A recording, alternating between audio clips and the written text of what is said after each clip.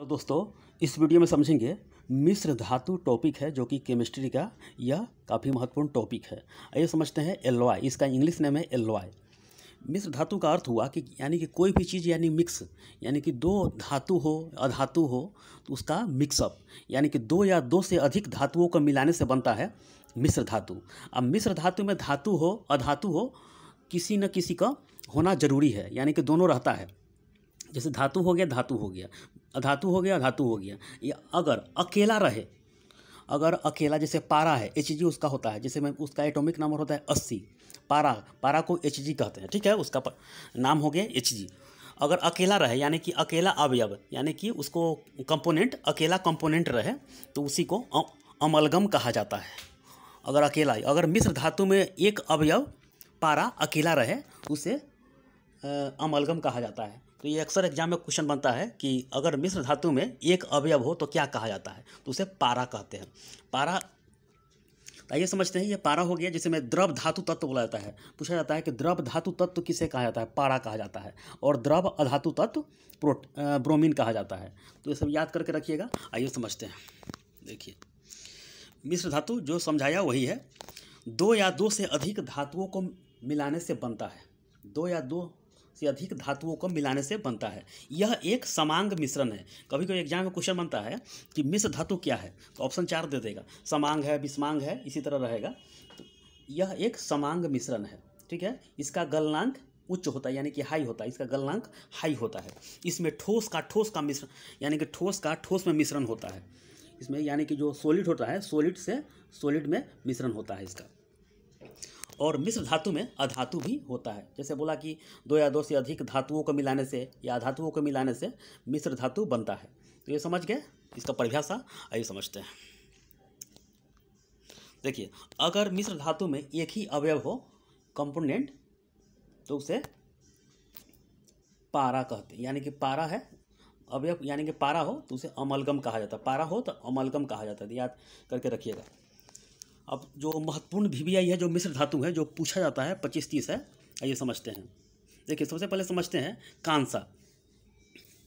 और एक बात और याद कर लीजिए कि मिश्र धातु जिन पदार्थों से मिलकर बनता है उसमें पदार्थ का गुण नहीं पाया जाता है, यानी कि मूल गुण से अलग हो जाता है। यानी कि जैसे में कुछ ले लीजिए, जैसे में पीतल हो गया और जस्ता हो गया, दोनों का गुण नहीं, यानी कि दोनों मिक्सअप हो गया तो दोनों का अलग अलग गुण पाया जाएगा तो दोनों का मिक्सअप हो गया। तो आइए आगे समझते हैं। पहले समझते हैं कांसा, ब्रोंज, इसको अंग्रेजी में कहते हैं ब्रोंज। कांसा में कॉपर 90% और एसएन यानी कि टीन का मात्रा होता है 10%। ये परसेंट कभी कभी क्वेश्चन बन जाता है, तो यही याद करके रखिएगा। ये तो कांसा में क्या हो गया, कॉपर 90% और टीन 10%। कभी कभी कांसा में रहेगा 88%, ये सब याद करके रखिएगा। 88%, कभी कभी रहेगा इसमें 12%। इससे घबराने की बात नहीं है, इसी के अगल बगल में रहेगा। ये कांसा समझ गए। कॉपर और टीन, कॉपर और टीन, CuSN। कांसा को ब्रोंज कहते हैं अंग्रेजी में, और Cu को तांबा कहते हैं और Sn को टीन कहते हैं। तो कांसा को कॉपर और टीन हो गया। इसका उपयोग क्या किया था, इसको उपयोग पूछता है। जैसे में कांसा ब्रोंज होता है तो मूर्ति, सिक्का, आभूषण, बर्तन, जहाज के प्रोपेलर बनाने में किया जाता है। जैसे में ब्रोंज, जैसे में जो पुरस्कार मिलता है तो ब्रोंज मेडल हो गया, गोल्ड मेडल हो गया, तो यही ब्रोंज है। तो मूर्ति हो गया, सिक्का हो गया, आभूषण हो गया, बर्तन, जहाज के प्रोपेलर बनाने में किया जाता है। तो कांसा समझ गए, Cu + Sn, कांसा बराबर Cu + Sn। अब आगे समझते हैं टांका। टांका समझ लीजिए, इसको सोल्डर कहते हैं, सोल्डर। इसका Sn और Pb होता है। Sn मतलब टीन हो गया और Pb मतलब शीशा हो गया। Sn और शीशा हो गया, तब Sn में 67% होता है और 33% होता है। तो ये सब परसेंटेज कभी कभी पूछता है, तो याद करके एक बार रख लीजिएगा। बाकी टाका हो गया, टाका को ही रांगा कहते हैं।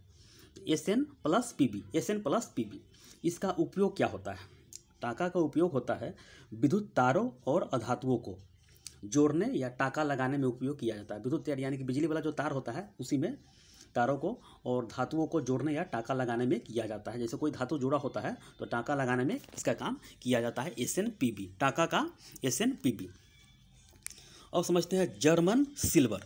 जर्मन सिल्वर, देखिए ध्यान करके रखिएगा, अक्सर एग्जाम में क्वेश्चन बनता है कि जर्मन सिल्वर में सिल्वर नहीं होता है, यानी कि SI सिल्वर नहीं होता है, याद करके रखिएगा ये। इसमें क्या होता है, कॉपर होता है, जिंक होता है और निकेल होता है।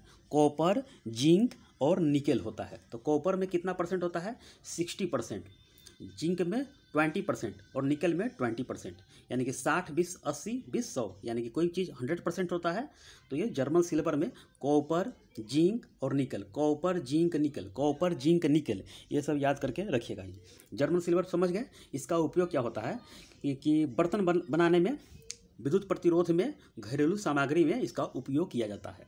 तो जर्मन सिल्वर का उपयोग बर्तन बनाने में किया जाता है, विद्युत प्रतिरोध में किया जाता है और घरेलू सामग्री में यानी कि बनाने में किया जाता है। अब आगे समझिए, रोल्ड गोल्ड। रोल्ड गोल्ड यानी कि झूठा सोना कहते हैं इसे। रोल्ड गोल्ड को झूठा सोना कहते हैं। इसमें क्या होता है, कॉपर और एल्युमिनियम होता है। कॉपर 90% होता है और एल्युमिनियम 10% होता है। तो कॉपर और एल्युमिनियम, रोल गोल्ड यानी कि झूठा सोना कहते हैं। यह सस्ते आभूषण बनाने में किया जाता है। सस्ता जो आभूषण बनता है, जो चमकदार बनता है मार्केट में देखिएगा, आर्टिफिशियल, वही होता है। सस्ते आभूषण बनाने में रोल गोल्ड का यूज किया जाता है। अब समझते हैं गन मेटल। गन मेटल में क्या होता है, कॉपर, टीन और जस्टा। देखिए गन मेटल में क्या होता है, कॉपर, गन, जैसे भी नाम समझ रहे, गन यानी कि गन मतलब टोप, बारूद, गोलियां से बनाने में किया जाता है। तो गन यानी कॉपर में 90% होता है, टीन 8% होता है और जिंक होता है 2%। तो गन मेटल में कॉपर होगा, टीन होगा और जस्ता होगा। कॉपर SnZn, CuSnZn, यानी कि गन मेटल में CuSnZn होगा। तो गन मेटल याद कर लीजिएगा। गन से बंदूक हो गया, गोलियां बनाने में, तोप, बियरिंग, मशीन के पार्ट पुर्जों में काम किया जाता है। तो गन मेटल याद करके ऐसे रखिएगा आप। अब आगे समझते हैं। आप समझते हैं टाइप मेटल। टाइप मेटल क्या होता है, इसमें शीशा होता है 82% और SV मतलब एंटी मनी होता है 15% और SN 3%। तो टाइप मेटल सिर्फ याद करके रखिएगा। टाइप मेटल यानी कि टाइप की किसी चीज़ पर टाइप किया जाता है, यानी कि शीशा पर टाइप करेंगे या टाइप मेटल के द्वारा टाइप से करेंगे। इस तरह याद करिएगा, ट्रिक बना लीजिएगा। इसमें शीशा हो गया 82%, SN और SV और SN, तो यानी कि SV को एंटी मनी कहते हैं और SN हो गया, SN मतलब टीन हो गया। तो type metal PB, SN, SV, इसे प्रिंटर बनाने में किया जाता है काम। इसका जो यूज होता है, जो प्रिंटिंग प्रेस होता है, यानी कि प्रिंटिंग प्रेस यानी कि प्रिंटर बनाने में इसका काम किया जाता है। अब समझते हैं पीतल। पीतल को ब्रास कहते हैं या मुंज मेटल या डच मेटल कहते हैं। तीनों का एक ही नाम है और अलग अलग क्वेश्चन ही बन सकता है कि पीतल, मुंज मेटल, डच मेटल, तीनों का एक ही है, बाकी परसेंटेज अलग अलग होता है। खास करके पीतल के याद कर लीजिएगा 70% होता है और जिंक 30% होता है। तो पीतल में 70% कॉपर होता है और 30% जिंक होता है। इसका उपयोग किया जाता है मशीन पार्ट्स में किया जाता है, सस्ते आभूषण में किया जाता है उपयोग, और बर्तन बनाने में किया जाता है। बहुत सारा उपयोग होता है, लेकिन यह भी यही उपयोग है। इसका जो खास करके ज़्यादातर उपयोग किया जाता है। तो पीतल, मुंज मेटल और डच मेटल, तो कॉपर और जस्ता होता है इसमें। अब आगे समझते हैं स्टील। देखिए स्टील में कितना सारा क्वेश्चन बनता है। जैसे में स्टील में हो गया तो 99% लोहा होता है और C यानी कि कार्बन 1% होता है। ध्यान करके रखिएगा, इस्पात की प्रतिष्ठा बहुत ज़्यादा होता है, यानी कि इसका जो प्रतिष्ठा यानी कि लंबड़ा सकते हैं इसका बहुत ज़्यादा होता है। और इस्पात के बनाने के लिए लोहा में क्या किया जाता है कि 0.5 से लेके 1.5% तक कार्बन मिलाया जाता है। अब जैसा उपयोग है उसी तरह मिला दिया जाता है, जिससे कार्बन की कठोरता बहुत ज़्यादा बढ़ जाता है स्टील में। तो लोहा और कार्बन होता है।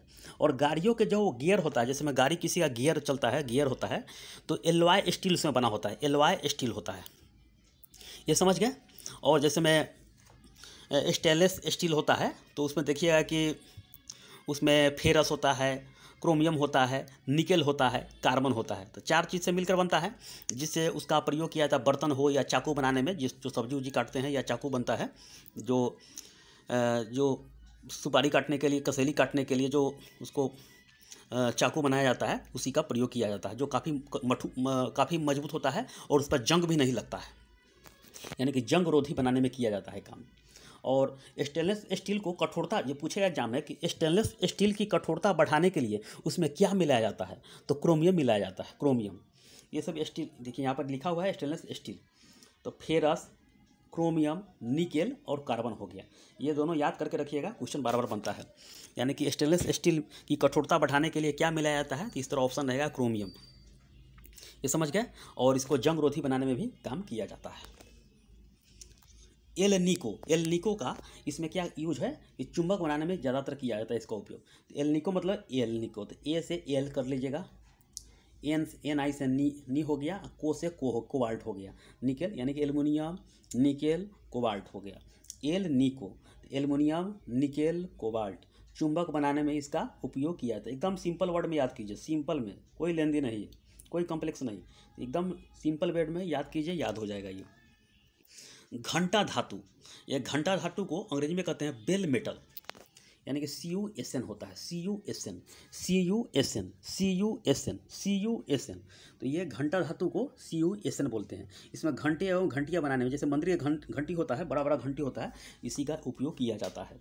तो CuSn, कॉपर टीन का यूज किया जाता है। अब आगे समझते हैं। कॉन्स्टेंटन का उपयोग जो किया जाता है तार बनाने में किया जाता है, तार, जैसे में तांबा हो गया Cu और निकेल हो गया। तो कॉन्स्टेंटन का उपयोग किया जाता है तांबा और निकेल बनाने में, इसका उपयोग किया जाता है, कॉन्स्टेंटन का उपयोग किया जाता है। ये सब एग्जाम में क्वेश्चन बनता है, ये एक्स्ट्रा क्वेश्चन है। ये सब तांबा और निकेल का उपयोग किया जाता है कॉन्स्टेंटन में। अब समझते हैं आगे। मुद्रा धातु, करेंसी मेटल, इसका उपयोग किया जाता है, मुद्रा बनता है, मुद्रा से, मुद्रा जाहिर है कि मुद्रा है।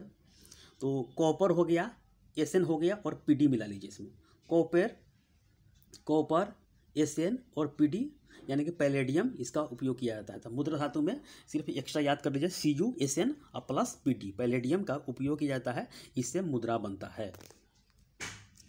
नाइक्रोम जो तार होता है, निकेल, क्रोमियम और फेरस का यूज किया जाता है। ये सब याद करके रखिएगा। इसमें क्वेश्चन बनेगा कि विद्युत प्रेस को गर्म करने के लिए किस धातु का प्रयोग किया जाता है, तो नाइक्रोम का तार किया जाता है, यानी कि नाइक्रोम का उपयोग किया जाता है, जो कि निकेल और क्रोमियम का मिश्र धातु होता है। तो नाइक्रोम याद कर लीजिएगा। इसका उपयोग जो किया जाता है हीटिंग एलिमेंट बनाने में, हीटर में, जैसे में हीटर जो ये बाल्टी हो गया, जैसे में जो गर्म करते हैं ठंडी के टाइम में, वही नाइक्रोम का तार होता है। और विद्युत प्रेस तक करने वाला, यानी कि आयरन जो होता है, आयरन करने में ये सब यूज किया जाता है। तो ये सब नाइक्रोम का यूज है, याद करके रखेंगे आप। अब समझते हैं मैग्नेलियम, इसका जो उपयोग होता है मैग्नेलियम, यानी कि मैग्नीशियम और एल्युमिनियम। ये जाहिर है कि इसमें लिखा हुआ है मैग्नेलियम, ये मैग्ने की Mg कर लीजिएगा, लियम यानी कि एल्युमिनियम कर लीजिएगा, मैग्नेलियम, एल्युमिनियम प्लस मैग्नीज हो गया, मैग्नीशियम हो गया। मैग्नीज का फॉर्मूला होता है Mn होता है मैग्नीज का, और Mg हो गया, मैग्नीशियम हो गया, जो कि हरे पत्ते में, क्लोरोफिल में मैग्नीशियम ही पाया जाता है। इसका उपयोग किया जाता है विमान निर्माण में, ऑटोमोबाइल उद्योग में, विमान निर्माण में, ऑटोमोबाइल उपयोग में किया जाता है। तो ऑटोमोबाइल के क्षेत्र में देखिएगा, किसी दुकानदार में या ऑफिस में, जो यानी कि जो कारखाना होता है, तो ऑटोमोबाइल में इसका उपयोग किया जाता है मैग्नेलियम का। निकेल में क्या होता है, फेरस और निकेल होता है, डायरेक्ट याद कीजिए। निकेल में क्या होता है, फेरस और निकेल होता है। रोज धातु में क्या होता है, तो Sn कर लीजिएगा, Pb यानी कि टीन हो गया, सीसा हो गया, और बिस्मुथ कहते हैं। बिस्मुथ एक एलिमेंट है जिसका आप एटॉमिक जो इसका नाम है Bi हो गया। इसका उपयोग किया जाता है स्वचालित फ्यूज बनाने में, स्वचालित फ्यूज बनाने में इसका उपयोग किया जाता है, स्वचालित फ्यूज बनाने में इसका उपयोग किया जाता है। अब आगे समझते हैं। डेल्टा मेटल का जो इसका पानी जहाज में इसका उपयोग किया जाता है, जो कि पानी जहाज में इसका उपयोग किया जाता है इस पर चलने के लिए। तो CuFeZn, कॉपर, फेरस और जस्ता, जिंक, तीनों का उपयोग किया जाता है डेल्टा मेटल। 2 बार देखिएगा, याद हो जाएगा। CuFeZn, डेल्टा मेटल का उपयोग कहाँ किया जाता है, CuFeZn। मोनेल धातु, CuNiFe यानी कि कॉपर, निकेल, फेरस, मशीनी उपकरण में उपयोग किया जाता है और बर्तन बनाने में यूज किया जाता है मोनेल धातु का। ये सब क्वेश्चन पूछा गया है। ये देखिएगा ऑब्जेक्टिव उठाकर, प्रीवियस क्वेश्चन रेलवे का चाहे PCS में ये सब क्वेश्चन बना हुआ है। ड्यूरेलुमिन ड्यूरेलुमिन, इसका अंग्रेजी देखिए इसका क्या है, ये सब याद कर लीजिएगा। ड्यूरेलुमिन, इसका एल्युमिनियम, कॉपर, मैग्नीशियम और मैग्नीज, चारों मिलकर इसका उपयोग किया जाता है। ये यानी कि चारों मिक्सअप करके मिश्र, इसी को तो मिश्र धातु बोलते हैं। यानी कि जब तक मिलावटी नहीं रहेगा तो मिश्र धातु कहाँ से बोला जाएगा। ड्यूरेलुमिन, एल्युमिनियम, कॉपर, मैग्नीशियम, मैग्नीज, इसका उपयोग किया जाता है हल्के औजार में, वायुयान में, प्रेशर कुकर में जो यूज किया जाता है, इसी का यूज किया जाता है। अब समझते हैं फॉस्फोरस ब्रॉन्ज। इसका फॉस्फोरस ब्रॉन्ज का यानी कि पी फार्मूला होता है फॉस्फोरस का, ये भी अलग है। और एसएन यानी कि टीन हो गया और सीयू हो गया, ये सब काफ़ी मुख्य चीज़ है फॉस्फोरस ब्रॉन्ज बनाने में।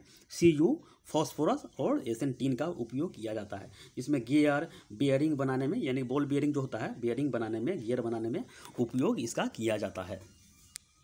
और समझते हैं एल्युमिनियम ब्रॉन्ज। एल्युमिनियम का 10% होता है और कॉपर का 90% होता है एल्युमिनियम ब्रॉन्ज बनाने में।